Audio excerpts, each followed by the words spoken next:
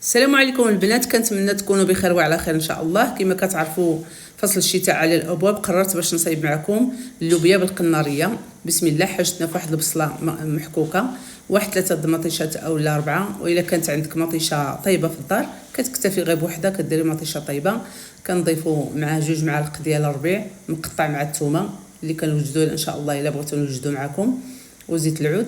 صافي كنديروا واحد 2 معالق كبار، وكنضيفوا العطريه، سكنجبير، الخرقوم، تحميره، شويه د البزار، وواحد نص كاس ديال زيت الزيتون. صافي وكنشحروها ونضيفوا اللوبيا والقناريه من الفوق، وكنرويو بالماء طايب غليان حتى تغطى القناريه من الفوق.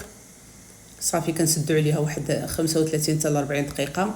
من بعد كنحلوا عليها، الملاحظه ما درتش الملحه، دائما القطاني ما تسبقش الملحه.